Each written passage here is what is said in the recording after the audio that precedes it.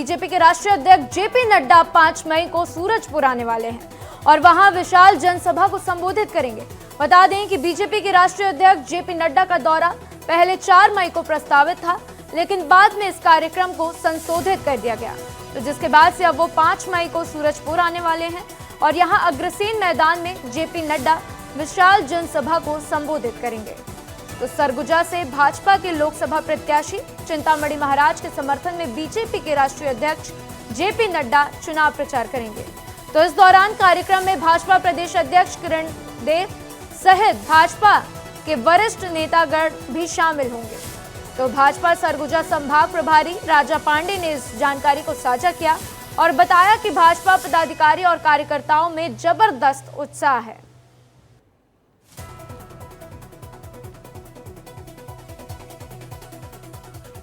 तो वहीं छत्तीसगढ़ के चुनावी रण में प्रदेश के मुखिया सीएम विष्णुदेव साय ने अपनी पूरी ताकत लगा दी है। सीएम साय छत्तीसगढ़ के साथ ही प्रदेश के पड़ोसी राज्यों में भी चुनावी दौरे कर रहे हैं। मुख्यमंत्री ने पिछले 20 मार्च से 1 मई तक छत्तीसगढ़ में 54 जनसभाएं ली हैं। तो वहीं जबकि छत्तीसगढ़ के बाहर मध्य प्रदेश और ओडिशा में 6 आम सभाएं और रोड शो की कमान संभाली है। तो भारतीय जनता पार्टी के कार्यकर्ताओं के सम्मेलन की दृष्टि से भी अगर देखें तो उन्होंने बस्तर समेत सभी 11 लोकसभा सीटों में एक कार्यकर्ता सम्मेलन पर कुल 12 कार्यकर्ता सम्मेलन में अपनी मौजूदगी दर्ज कराई है। सामाजिक सम्मेलनों की यदि बात कर लें तो लगभग 23 बड़े सामाजिक सम्मेलनों को विष्णुदेव साय संबोधित कर चुके हैं। मुख्यमंत्री अब तक लगभग हर विधानसभा में कम से कम एक जनसभा किए हैं। तो 40 दिन में 95 से ज्यादा बार जनता को सीएम विष्णुदेव साय ने संबोधित किया है। तो 20 मार्च से 1 मई तक छत्तीसगढ़ में 54 सभाओं को संबोधित किया और मध्य प्रदेश और ओडिशा में 6 आम सभाएं और रोड शो की हैं। तो वहीं सभी 11 सीटों पर कार्यकर्ता सम्मेलन में शामिल हुए हैं। तो सीएम विष्णुदेव साय ने प्रचार की जिम्मेदारी संभाल रखी है, जिसमें 23 बड़े जनसभाओं को उन्होंने संबोधित किया। साथ ही प्रदेश के सभी विधानसभा सीट पर जाकर प्रचार प्रसार किया है। तो कुल मिलाकर 40 दिन में 95 से ज्यादा बार उन्होंने जनता के सामने अपनी बात रखी है। तो सीएम विष्णुदेव साय एक के बाद एक चुनावी प्रचार कर रहे हैं और ताबड़तोड़ चुनाव की प्रचार कर रहे हैं, रैली कर रहे हैं और छत्तीसगढ़ के चुनावी रण में प्रदेश के मुखिया खुद सीएम विष्णुदेव साय अपनी पूरी ताकत लगा रहे हैं। तो सीएम साय छत्तीसगढ़ के साथ ही प्रदेश के पड़ोसी राज्यों में भी चुनावी दौरे कर रहे हैं।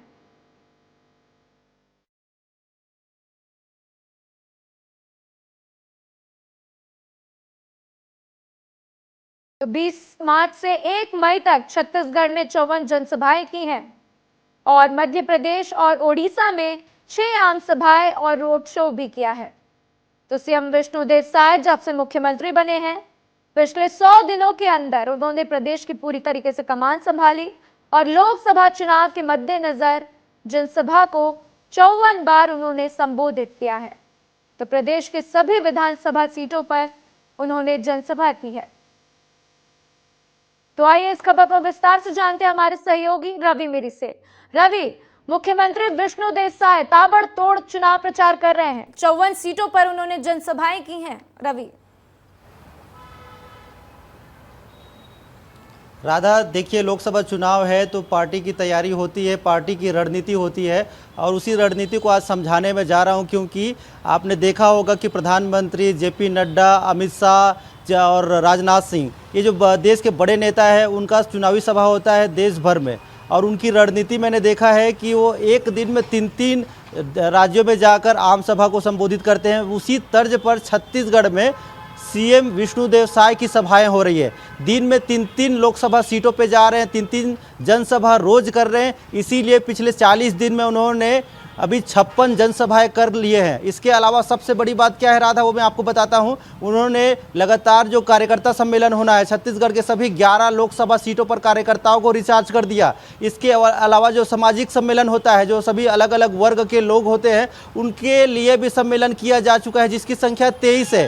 तो इन संख्याओं को देखिए कि सभी समाज के लोगों के पास जा रहे हैं, उनसे बातचीत कर रहे हैं, और ये जो उनका कन्वर्सेशन है, उनके लगातार जो ये सभाएं हो रही है, इससे आप साफ मान सकते हैं कि पार्टी पूरी तरीके से मैदानी जंग के लिए उतर चुकी है। और जो तीसरे चरण के चुनाव हैं उससे पहले ही ये आप पूरा टोटल देखेंगे तो लगभग 95 के आसपास जनसभाएं यहाँ पर विष्णुदेव साय के हो चुके हैं। इससे आप साफ अंदाजा लगा सकते हैं। जिस तरीके से छत्तीसगढ़ के मुखिया यानी कि विष्णुदेव साय पूरी ताकत झोंक रहे हैं, हमारे सहयोगी ने भी बताया कि 95 जनसभाएं उन्होंने कर ली हैं। हमारे साथ जानकारी साझा करने के लिए रवि आपका शुक्रिया।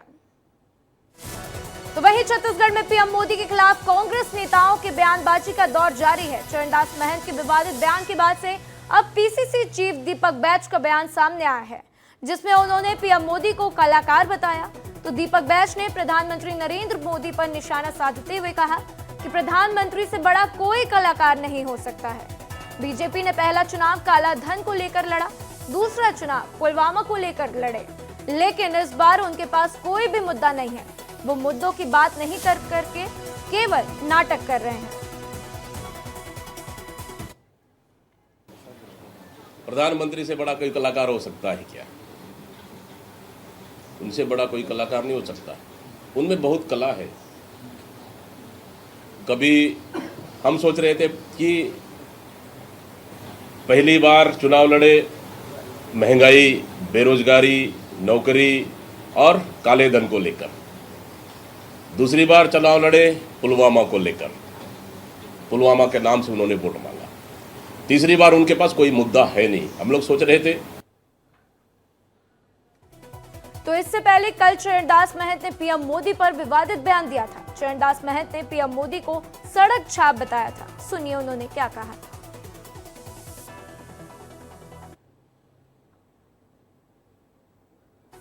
वो 150-200 में ही तो अटक जाएंगे कि पहले 2 चरण के चुनाव में जिस ढंग से मतदान हुए हैं उसको देखते जिस ढंग से मोदी जी का दिमाग खराब हुआ है, जिस ढंग से उनके गृह मंत्री अब वो अनशन बोल रहे हैं, बात कोरबा की कर रहे हैं, भाषण कटघोरा में दे रहे हैं, 1 पैसे की महंगाई की बात नहीं हो रही है, नौजवानों की बात नहीं हो रही, सब अनशन बात हो रही है। तो बौरा गए हैं, उनका दिमाग खराब हो गया है, ये मैं मानता हूँ। उनको 400 पार किया, अब तो 200 पार भी होना मुश्किल है। वो 150-200 में ही तो अटक जाएंगे कि पहले 2 चरण के चुनाव में जिस ढंग से मतदान हुए हैं उसको देखते जिस ढंग से मोदी जी का दिमाग खराब हुआ है, जिस ढंग से उनके गृह मंत्री अब वो अनशन बोल रहे हैं, बात कोरबा की कर रहे हैं, भाषण कटघोरा में दे रहे हैं, 1 पैसे की महंगाई की बात नहीं हो रही है, नौजवानों की बात। आइए इस खबर पर रोहित का रुख करेंगे। रोहित हमारे साथ जुड़ चुके हैं। रोहित, एक के बाद एक कांग्रेस के नेता जो है प्रधानमंत्री मोदी को लेकर बयान दे रहे हैं। कल चरणदास महंत ने कहा, आज पीसीसी चीफ दीपक बैज एक बयान दिए जिसको लेकर सियासत गर्मा गई है। रोहित, बिल्कुल, देखिए राधा, सीधा प्रहार किया जा रहा है और लोकसभा का चुनाव है और ऐसे में छत्तीसगढ़ के जो नेता हैं वो सीधा डायरेक्ट प्रहार है वो प्रधानमंत्री नरेंद्र मोदी पर कर रहे हैं। चरणदास महंत इससे पहले एक बार और आपको याद होगा कि उन्होंने बयान दिया था, लाठी मारने की बात कही थी। कल वो कह रहे हैं कि जो तमाम है कलाकार हैं और आज दीपक बैज ये कह रहे हैं कि जो प्रधानमंत्री हैं वो कलाकार हैं। पहले टर्म पे चुनाव जब उन्होंने लड़ा था तो वो बेरोजगारी का मुद्दा लेकर लड़े थे, उसके बाद में काले धन का मुद्दा लेकर लड़े थे। जब दूसरी बार चुनाव लड़े तो उस पर पुलवामा का मुद्दा लेकर जो है वो चुनाव लड़े थे। लेकिन जब तीसरी बार चुनाव हो रहा है तो उनके पास कोई मुद्दा नहीं है, वो लोगों के बीच में जाकर घड़ियाली आंसू बहा रहे हैं। तो सीधा प्रहार प्रधानमंत्री नरेंद्र मोदी के ऊपर किया जा रहा है और छत्तीसगढ़ में भी तीसरे चरण पे जो चुनाव है वो होने वाला है। निश्चित तौर पर सीधा वार पलटवार का जो क्रम है वो जारी है और जो छवि डैमेज का काम करने का जो प्रयास है वो कांग्रेसी नेता लगातार कर रहे हैं। चाहे बात कवासी लखमा की जाए, चाहे बात चरणदास महंत की जाए, तो तमाम लोग जो है वो सीधे तौर पर छवि डैमेज करने का जो काम है वो कर रहे हैं। लेकिन इसका फायदा कितना होगा ये लोकसभा चुनावों पे पता चलेगा, क्योंकि पिछले 2 चुनावों पे देखा जाए तो छत्तीसगढ़ में वोटिंग का प्रतिशत ठीक दिखाई दिया है और तीसरे चरण के मतदान का जो है वो इंतजार दिखाई दे रहा है। ठीक है रोहित, हमारे साथ जानकारी साझा करने के लिए आपका शुक्रिया। तो गर्मी का मौसम आते ही पानी की दिक्कत आना लाजमी होता है, जिसके लिए प्रशासन अपनी ओर से लगातार कुछ ना कुछ प्रयास तो जरूर करता है, लेकिन कभी कभी वह बस एक प्रयास ही बनकर रह जाता है। ऐसे ही एक घटना छत्तीसगढ़ के मुंगेली से सामने आई, जहां पर बढ़ते गर्मी के चलते मुंगेली जिला प्रशासन के द्वारा लाखों रुपए खर्च कर आम लोगों को पीने के लिए 1 रुपए में 5 लीटर ठंडा पानी देने के लिए वाटर एटीएम का निर्माण किया गया था।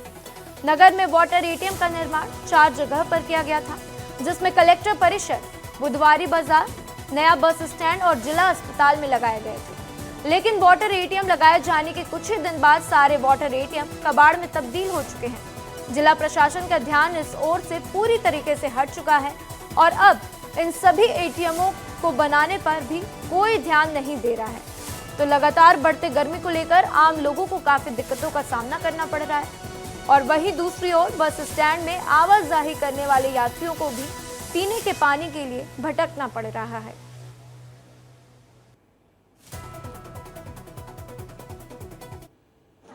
बहुत दिन हो गया पानी है नहीं आवत है और वो आबो नहीं करत पानी वाले घर बनाए बा। ये तो जब से लगा है तब से इसका कोई यूज ही नहीं है। पानी इसमें से है ही नहीं है, किसी को उपलब्ध नहीं है पानी और बहुत दिनों से तो खराब पड़ा है। ये भटकते हैं लोग पानी के लिए, यात्री बहुत परेशान रहते हैं। से आने जाने वाले यात्री लोग भटकते हैं पानी पीने के लिए। होटल में जाते हैं भगा देते हैं, पानी नहीं देते हैं और पानी का और बाथरूम का व्यवस्था है ही नहीं है। यूपी के मुख्यमंत्री योगी आदित्यनाथ और एमपी के मुख्यमंत्री डॉक्टर मोहन यादव आज संभल पहुंचे।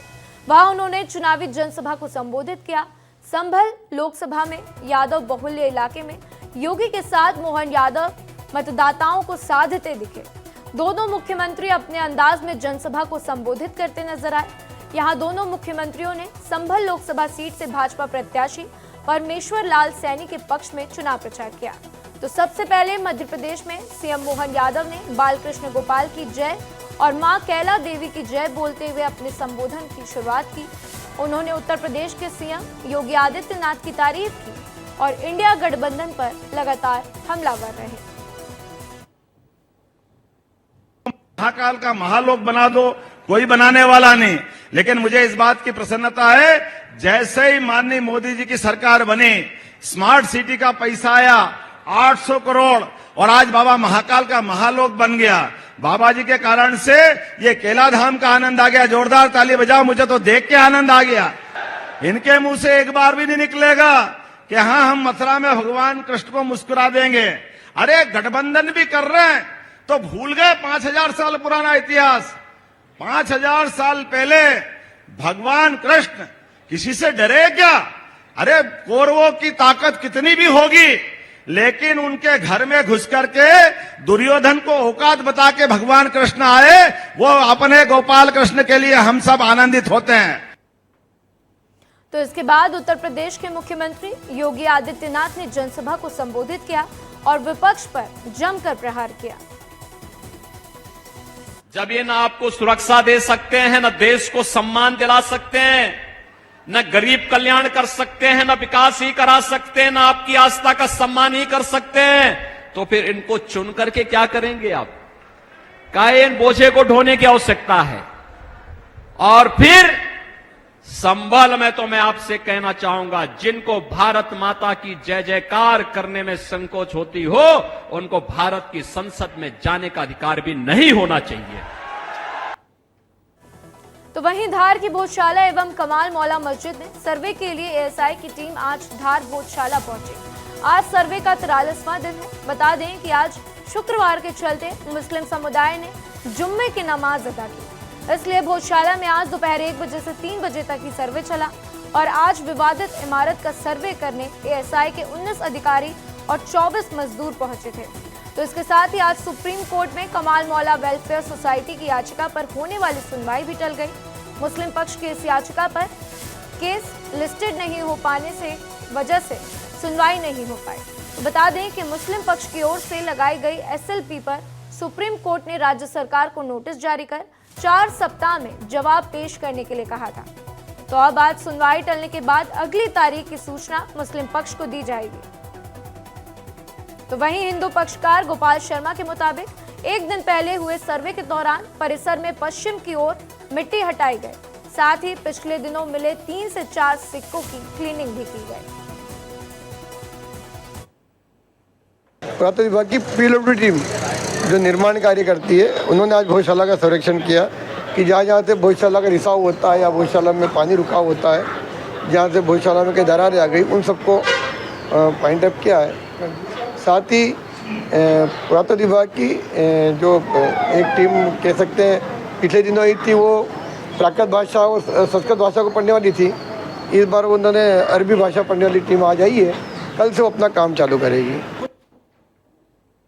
तो इसके अलावा सर्वे के बाद मुस्लिम समाज ने नमाज अदा की, जिसके बाद से तहसीलदार को एक ज्ञापन सौंपकर न्यायालय के आदेश अनुसार सर्वे करने की मांग की गई। तो साथ ही एएसआई पर न्यायालय के आदेश की अवहेलना करने का आरोप भी लगाया और कोर्ट के आदेश का पालन नहीं करने पर आंदोलन की चेतावनी दी है। एएसआई द्वारा जो अभी सर्वे किया जा रहा है, जिसमें मस्जिद के अंदर फर्श है उसका 6 फीट खुदाई हुई है। मस्जिद के दक्षिणी तरफ पीछे न्यू के पास में करीबन 20 फीट गड्ढा खोद दिया गया है और साइड में भी 6-6 फीट के गड्ढे खोद दिए गए हैं, जिससे मस्जिद की दीवार को नुकसान होने का खतरा है और मुस्लिम समाज जो है इसका विरोध करता है। और कुल मिलाकर ये कहना चाहते हैं हम कि जो सुप्रीम कोर्ट की गाइडलाइन थी जिसमें फिजिकल एक्सिबिशन के लिए मना किया गया था, हम ये चाहते हैं कि उसका पालन करवाया जाए।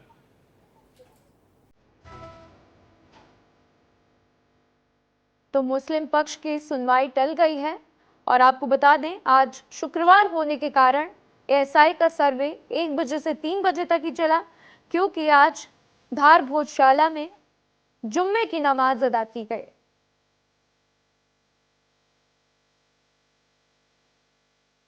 तो इसी बीच एक बड़ी खबर सामने आ रही है। जीतू पटवारी के बयान पर सीएम ने नाराजगी जताई है। सीएम डॉक्टर मोहन यादव ने नाराजगी जताई और इमरती देवी पर दिए बयान पर उन पर जमकर निशाना साधा। तो जीतू पटवारी को पद से इस्तीफा दे देना चाहिए, सीएम मोहन यादव का कहना है। तो बयान पर कांग्रेस को करनी चाहिए बड़ी कार्रवाई। सीएम मोहन यादव का यह बयान सामने आया जिसमें उन्होंने कहा कि जीतू पटवारी को पद से इस्तीफा दे देना चाहिए और बयान पर कांग्रेस को बड़ी कार्रवाई करनी चाहिए। तो इसी बीच ये बड़ी खबर आपको बता रहे हैं, क्योंकि जीतू पटवारी ने इमरती देवी को लेकर विवादित बयान दिया, जिसके बाद से इमरती देवी भी अपनी नाराजगी उन्होंने जाहिर की और अब डॉक्टर मोहन यादव का बयान सामने आया है। उन्होंने नाराजगी जताई है। सीएम डॉक्टर मोहन यादव का कहना है कि जीतू पटवारी को अपने पद से इस्तीफा दे देना चाहिए। तो बयान पर कांग्रेस को बड़ी कार्रवाई करना चाहिए, ऐसा मुख्यमंत्री डॉक्टर मोहन यादव का कहना है। उन्होंने क्या कुछ कहा है, आइए आपको सुनाते हैं। कांग्रेस के नेता जिस ढंग से महिलाओं बहनों के लिए बात करते हैं, ये उनके लिए डूब मरने के बराबर है। और अब कहाँ गई प्रियंका जी जो कह रही कि मैं लड़की हूँ, लड़ सकती हूँ। लड़े वो अपने वर्तमान के प्रदेश अध्यक्ष से, जो इमरती देवी जी का कितना गंदा भाषा बोल करके मुझे तो बोलने में शर्म आती है। ये महिलाओं का अपमान, ये कांग्रेस का चरित्र है। इनके बड़े नेता भी कमलनाथ जी महिलाओं को आइटम बताते थे, दिग्विजय सिंह जी की भाषा में टंच महल था। ये कांग्रेस के नेताओं की भाषा, जैसी दृष्टि वैसी सृष्टि। उम्मीद करता हूं कि तुरंत उनका अपने पद से इस्तीफा देना चाहिए और कांग्रेस को ऐसी कड़ी कार्रवाई करना चाहिए जो दिखे कि हाँ ये माता बहनों का इज्जत करना जानते हैं। तो वहीं जांजगीर क्षेत्र के पाली गांव में ग्रामीण लोग सिस्टम से इतना परेशान हो गए हैं कि अब इन लोगों ने लोकसभा चुनाव का बहिष्कार करने का फैसला किया है। ग्रामीण जन पिछले 20 से 25 वर्षों से सड़क निर्माण के लिए शासन प्रशासन से लगातार गुहार लगाते आ रहे हैं। ग्रामीणों ने सीएम से मंत्री तक समस्या बताई है, लेकिन आज तक आश्वासन के सिवाय उन्हें कुछ नहीं मिला, जिसके बाद से ग्रामीणों ने लोकसभा चुनाव का बहिष्कार करने की चेतावनी दी है। तो जिला प्रशासन की लापरवाही ये भी है कि ज्ञापन के बाद अभी तक किसी भी अफसर ने ग्रामीणों से समस्या को लेकर चर्चा नहीं की है। तो ग्रामीणों में इस बात को लेकर भी आक्रोश है और उनका साफ कहना है कि रोड नहीं तो इस बार वोट भी नहीं। तो दरअसल पाली गांव के ग्रामीणों का कहना है कि नहर किनारे करीब 4 किलोमीटर सड़क बनाने की मांग की जा रही है, लेकिन 20 से 25 वर्षों से आवेदन लगातार दिया जा रहा है, लेकिन आज तक किसी ने भी पहल नहीं की। बरसात में पैदल चलना मुश्किल हो जाता है, तो बच्चे लोग नहर में गिरते हैं। कई बार बड़ी बड़ी दुर्घटनाएं हो गए हैं। इसके बारे में हमारे जनप्रतिनिधियों को हम लोग अवगत कराए हैं, शासन प्रशासन को कई बार अवगत कराए हैं लिखित में। लगभग हर महीने 2 महीने में फिर भी प्रशासन लोग हमारे ध्यान नहीं दे रहे हैं। जब ज्ञापन दिया गया उसके बाद किसी भी अधिकारी ने आज तक सूद नहीं लिया। ये वास्तव में दुखद घटना है और ये लोकतंत्र के लिए बहुत हानिकारक है।